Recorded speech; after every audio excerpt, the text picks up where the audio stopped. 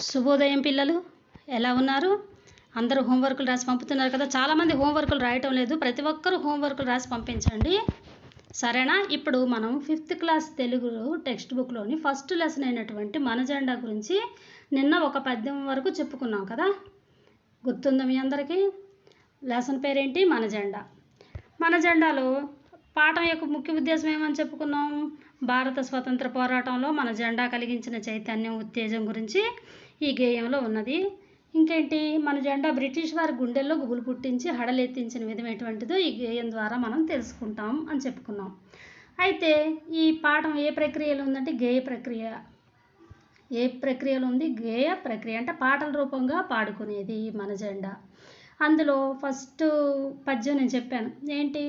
శాంతి సహనము సత్యరూపమా శౌర్యకాంతితో వెలిగిన దీపమా నమామి భారత పతాకమా స్మరామి త్రివర్ణకేతనమా. దీని ఈ పద్యం గురించి నేను వివరించడం కూడా జరిగింది. ఇప్పుడు సెకండ్ పద్యం చూద్దాం. సెకండ్ పద్యం ఏముంది? పవిత్ర భారత ధరాతలమున పరాయి పాలన మంతమునర్చి పంజర విముక్త కగమ్ముల అంబర మెగసిన స్వతంత్రమా శాంతి సహనము సత్యరూపమా శౌర్యకాంతితో వెలిగిన దీపమా. సెకండ్ పద్యం. ఇప్పుడు చూడండి, దీని యొక్క అర్థం చెప్తాను. పవిత్ర భారత ధరాతలమున. పవిత్రం అంటే మీకు తెలుసు కదా.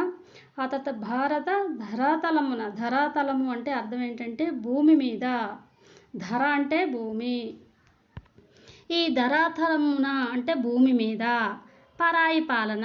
పరాయి పాలన అంటే ఇక్కడ పరాయి వాళ్ళు ఎవరు? మనకి పరాయి వాళ్ళు అంటే తెలుసు కదా, ఎదుటి వ్యక్తులు. ఇక్కడ మనకి పరాయి వాళ్ళు ఎవరు? బ్రిటిష్ వారు. కాబట్టి పరాయి పాలన అంతమునర్చి. ఇక్కడ మంతమునర్చి అని ఉంది.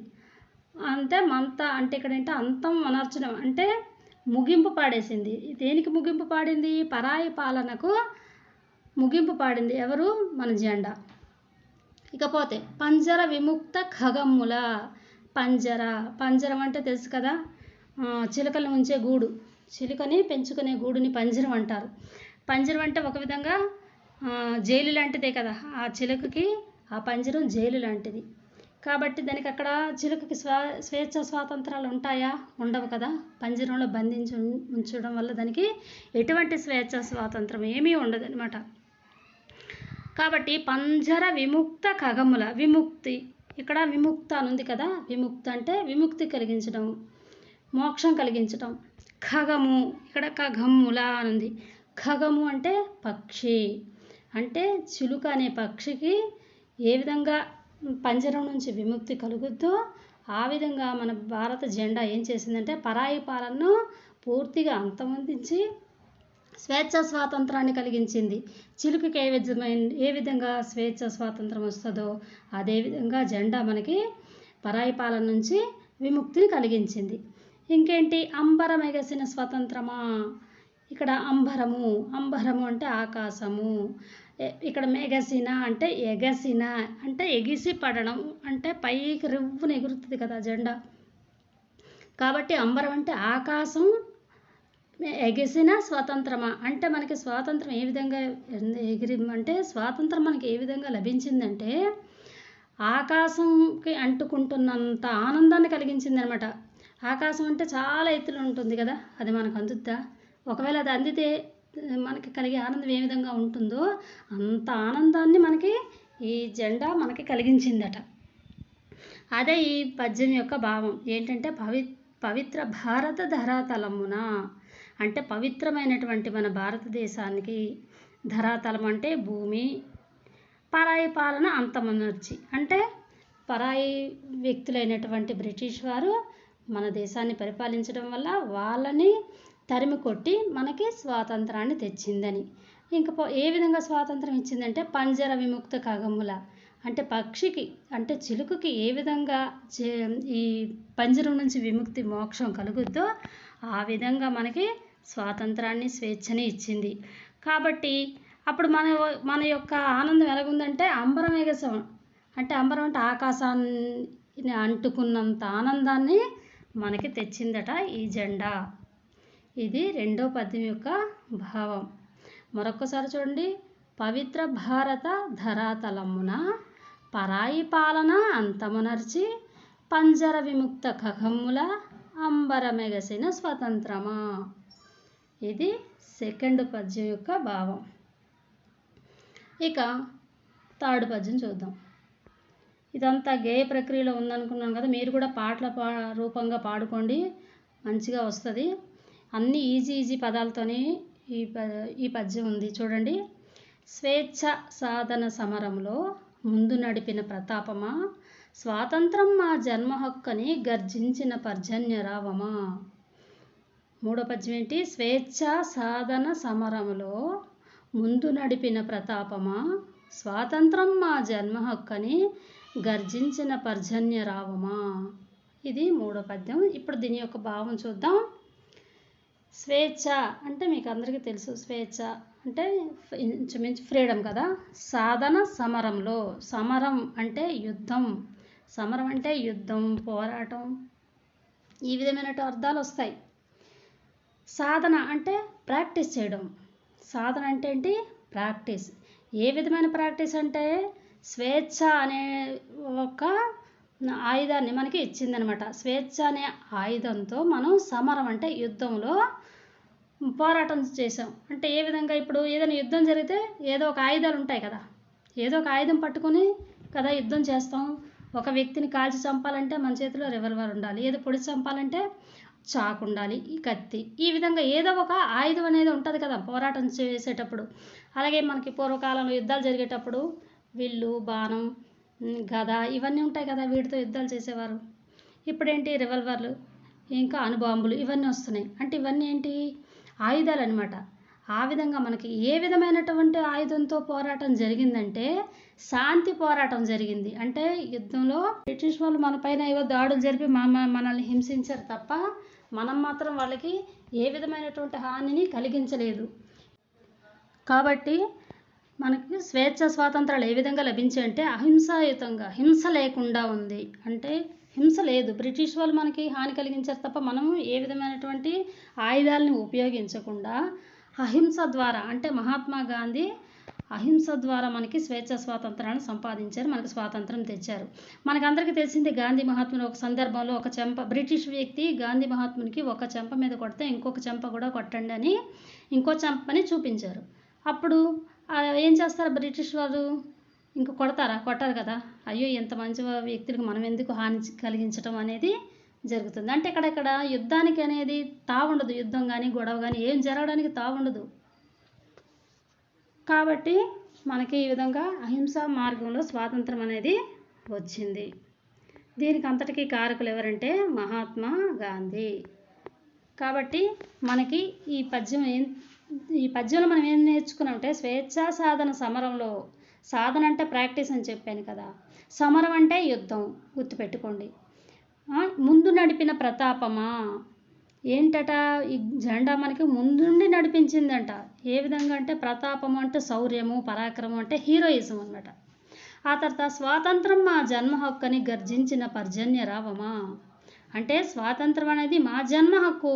జన్మ హక్కు, మనం పుట్టడం మనకి ఎంత హక్కో, మన స్వాతంత్రాన్ని అంటే మన భారతదేశాన్ని మనం అనుభవించడం కూడా అంతే హక్కు మనకని, స్వాతంత్రం మా జన్మ హక్కు అని గర్జించిన పర్జన్యరావమా. అంటే ఇక్కడ గర్జించడం అంటే గాండ్రించడం అన్నట్టు వస్తుంది, అరవటం అనేది వస్తుంది. గర్జించిన పర్జన్యరావం. ఇక్కడ గర్జన అంటే ఎక్కువగా మనం సింహం గర్జిస్తుందని చెప్తాం. అంటే సింహం ఏంటి? అడవికే రాజు కదా. అది సింహం ఏ విధంగా అంటే గర్జించిందంటే ఎదురుగుండా పోరాటం చేస్తుంది కానీ దొంగచాటున దెబ్బ కొట్టదు. సింహం ఏం చేస్తుంది? దొంగచాటుగా దెబ్బ కొట్టదు. అది ఏదైనా జంతువులు కానీ పక్షులను కానీ వేటాడడానికి వెళ్ళేటప్పుడు అదేం చేస్తుందంటే గట్టిగా గర్జిస్తుంది అనమాట. దాని గర్జన విని చుట్టుపక్కల ఏమేమి జంతువులు ఉన్నాయో జాగ్రత్త పడతాయి. అంతే తప్ప సింహం ఏం చేస్తుంది? దొంగచాటుగా యుద్ధానికి వేటి మీదకి వెళ్ళదు. ఆ విధంగా స్వాతంత్రం మన జెండా ఏం చేసిందంటే ఆ విధంగానే బ్రిటిష్ వాళ్ళకి హెచ్చరించి సింహం గర్జించినట్టు గర్జించి తన పరాక్రమాన్ని చూపించుకొని మనకి స్వాతంత్రాన్ని సంపాదించి పెట్టింది కదా. అందుకే గర్జించిన పర్జన్య రావమా. పర్జన్యము, ఇక్కడ పర్జన్యం అంటే అర్థం ఏంటంటే మేఘము, గుర్తుపెట్టుకోండి. గర్జించిన పర్జన్య రావమా. పర్జన్యం అంటే మేఘము, గర్జించడం అంటే ఉరుములు మెరుపులు వచ్చేటప్పుడు మనకి గర్జన వస్తుంది కదా, ఆ గర్జన ఏంటో మీకు తెలుసు. ఇక్కడ రావమా, రావమా అంటే సౌండ్. ఇప్పుడు కిలకిల రావాలు, పక్షులు ఏ విధంగా అరుస్తున్నట్టు కిలకిలమని రావం చేస్తూనే అంటారు. ఇక్కడ రావమా అంటే శబ్దమా అని అర్థం. గర్జించిన పర్జన్య రామ, ఏ విధంగా అయితే మేఘాలు గర్జిస్తాయో ఆ విధమైన గర్జనతో మనకి ఈ జెండా అనేది మనకి స్వేచ్ఛని, స్వాతంత్రాన్ని సంపాదించి పెట్టింది. స్వాతంత్రం మా జన్మ హక్కని. ఈ స్వాతంత్రం మా జన్మ హక్కని అనేది ఎవరిదంటే బాలగంగాధర్ తిలక్. ఈ పాయింట్ బాగా గుర్తుపెట్టుకోండి, ఇది జీకే బిట్టుకు కూడా వస్తుంది. స్వాతంత్రం మా జన్మ హక్కని చెప్పింది ఎవరంటే బాలగంగాధర్ తిలక్. సరే, ఇక పద్యంలోకి వెళ్దాం. ఇప్పుడు మరొక్కసారి పద్యం చూడండి. స్వేచ్ఛా సాధన సమరంలో ముందు నడిపిన ప్రతాపమా, స్వాతంత్రం మా జన్మ హక్కని గర్జించిన పర్జన్యరావమా. ఇక్కడికి మనకి 3 పద్యాలు కంప్లీట్ అయ్యాయి. తర్వాత చూడండి, ముష్కర బ్రిటిష్ మత్త గజాలను హడలెత్తించిన అంకుశమా, సమరావనిలో సహోదరాళికి అండగా నిలిచిన ఆయుధమా. చూడండి, ఇక్కడ ముష్కర బ్రిటిష్ మత్త గజాలను అంటే ఇది 4వ పద్యం. చూడండి, ముష్కర బ్రిటిష్ మత్త గజాలను హడలెత్తించిన అంకుశమా, సమరావనిలో సహోదరాళికి అండగా నిలిచిన ఆయుధమా. అంటే ఇక్కడ ముష్కరులు అంటే దొంగలు అని అర్థం. ముష్కరులు అంటే దొంగలు. ఇక బ్రిటిష్ వారు ఎటువంటి వారట, దొంగలు లాంటి వారంట. మత్త గజాలను, గజము అంటే ఏనుగు, మత్త గజం అంటే బాగా మదించిన ఏనుగుని మత్త గజం అంటారు. అంటే బాగా బలిష్టంగా ఉన్న గజం ఏం చేస్తుంది అంటే ఏనుగు, ఇక అది విధ్వంసానికి పాల్పడుతుంది. అంటే అసలే ఏనుగంటేనే భారీ శరీరంతో బాగా బలమైందని మనందరికీ తెలుసు కదా, కొండలాగా ఉంటుంది. ఇంకా అటువంటి ఏనుగే అసలు చాలా భారీ జంతువు. ఇంకా అది బాగా బలిసిన ఏనుగైతే ఇంకా చెప్పే పనే లేదు కదా. కాబట్టి మత్త గజాలను అంటే మదించిన ఏనుగు ఏ విధంగా అయితే విధ్వంసాన్ని సృష్టిస్తుందో చూడండి. బాగా పొగరబోతుగా ఉన్న ఏనుగులు, బాగా బలిసిన ఏనుగులు ఏం చేస్తాయంటే అన్నిటిని ధ్వంసం చేస్తుంటే పంట పొలాలను కానీ, చెట్లను కానీ, లేకపోతే చెరువులో నీరు తాగడానికి చెరువులోకి దిగి ఆ కొలనంతా పాడు చేసేయడం, ఈ విధంగా చేస్తాయి. ఎందుకంటే అటు బలం ఎక్కువ ఉంటుంది కాబట్టి. ఆ విధంగా ఇక్కడ బ్రిటిష్ వాళ్ళు ఏ విధంగా ఉన్నారంటే, బ్రిటిష్ వాళ్ళని మత్త గజాలతో పోల్చాడు కవి. అంటే బాగా బలిసిన ఏనుగు ఏ విధంగా అయితే విధ్వంసాన్ని సృష్టిస్తుందో ఆ విధంగా బ్రిటిష్ వారు ఉన్నారట. ఇంకా బ్రిటిష్ వారిని ఏ విధంగా పోల్చారంటే ముష్కరులు అంటే వీళ్ళు దొంగలు, దుష్టులు అని అర్థాలు వస్తాయి. బ్రిటిష్ వారు ఇక్కడ దొంగలు, దుష్టులని, ఇంకా బాగా మదించిన ఏనుగులు లాంటి వారని కవి మనకి చెప్పారు. హడలెత్తించిన అంకుశమా, 2వ లైన్ చూడండి. అంటే ఇటువంటి ముష్కర బ్రిటిష్ మత్త గజాలను అంటే మదించిన ఏనుగుల్లాగా ఉండే బ్రిటిష్ వారిని కూడా హడలెత్తించిన అంకుశమా. హడలెత్తించడం అంటే భయం పుట్టించడం, గుండెల్లో గుబులు పుట్టించడం. అంటే బ్రిటిష్ వాళ్ళు జడిసారు కదా, మన భారతీయుల పరాక్రమానికి జడిసారు వాళ్ళు. కాబట్టి అదే హడలెత్తించిన అంకుశమా. అంకుశం అంటే ఇక్కడ ఏంటంటే అంకుశం అంటే ఏనుగుని పొడిచే ఒక రకమైనటువంటి సాధనం. ఇప్పుడు ఏనుగుని నడిపే వ్యక్తిని ఏమంటారంటే మాపటివాడు అంటారు, మావటి.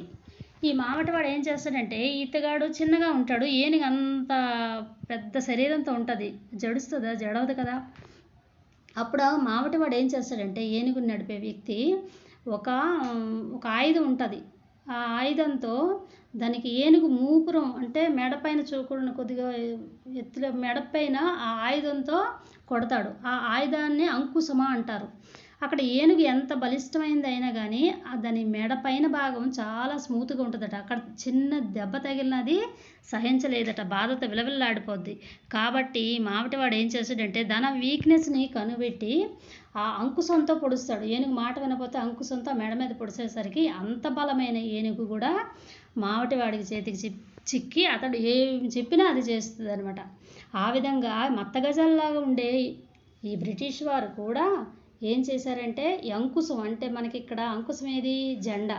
మన జెండాని అంకుశంతో పోల్చారు. ఈ అంకుశంతో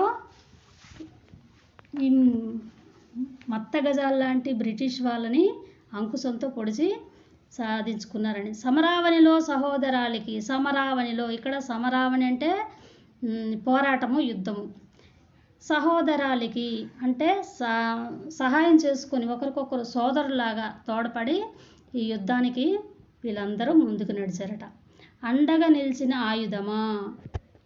అండగా నిలిచడం అంటే, అండగా అంటే ఏంటి, సపోర్ట్గా ఉండడం అనమాట. అంటే మన ఈ నాయకులందరికీ, ప్రజలకి జెండా ఏ విధంగా అంటే అండగా నిలిచింది.